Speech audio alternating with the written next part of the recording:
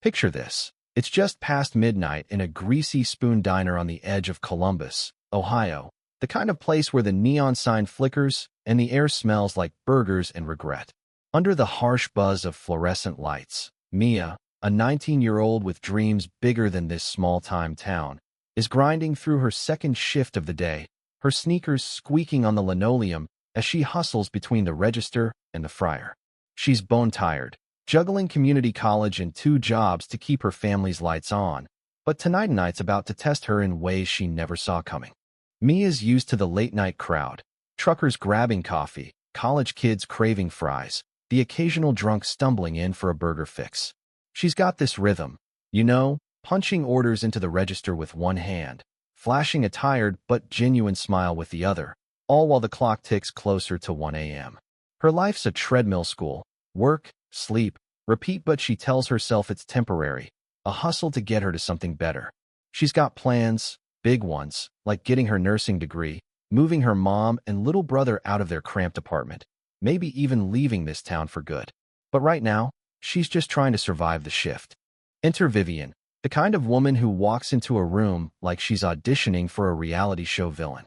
She's all sharp heels, louder-than-life attitude, and a purse that probably costs more than Mia's monthly rent. Vivian's a regular, not because she loves the food, but because she gets a kick out of lording over the staff, especially Mia. See, Vivian's got this thing. Maybe it's her HOA queen status in the fancy subdivision across town. Maybe it's just a chip on her shoulder, but she loves picking fights, especially with people she thinks are beneath her. And Mia, with her messy ponytail and diner apron, is her favorite target. It starts small, like it always does. Vivian struts up to the counter, her eyes scanning Mia like she's sizing up prey. "You're moving like molasses, sweetheart," she says, loud enough for the handful of customers to turn their heads. Mia forces a smile, her hands still flying over the register. "Doing my best, ma'am. It's a busy night." But Vivian's not here for apologies. She leans in, her voice dripping with fake pity. If you had any brains, you wouldn't be slinging fries at midnight. You'd be out there making real money, not scraping by like this. The words hit like a slap, and Mia freezes for a split second, her cheeks burning. She wants to snap back, to tell Vivian she's working 2 jobs and acing her classes, but the line's growing, and her manager, Dave, is already shooting her a look to keep things moving. The diner's understaffed, as usual, and Mia's juggling orders while Vivian keeps up her commentary, muttering about lazy kids and incompetence. A guy in a trucker hat at the counter glances at Mia, his eyes soft with sympathy, but no one says anything. It's that awkward silence, where everyone feels the tension but hopes it'll just pass. Mia's used to rude customers, but Vivian's different. Her words are personal, like she's got a vendetta. Maybe it's because Mia's young, black, and unapologetically herself in a town that's not always kind to people like her. Or maybe Vivian's just mad at the world, and Mia's an easy target. Either way, it's getting under Mia's skin, and she can feel her resolve cracking. The night drags on, and Vivian's not letting up. She's parked in a booth now, picking at her fries like they've personally offended her, tossing out barbs every time Mia passes by. "Too slow, darling," she calls out, smirking as Mia fumbles a ketchup packet. "They should fire you and hire someone who can keep up." Mia's hands shake as she wipes down the counter, her exhaustion mixing with a hot spark of anger. She's thinking about her mom, who's working doubles at the hospital, about her brother, who needs new shoes she can't afford yet, about how every cent from this job is a step towards something better. And here's this woman, tearing her down for sport. Then it happens, the moment that changes everything.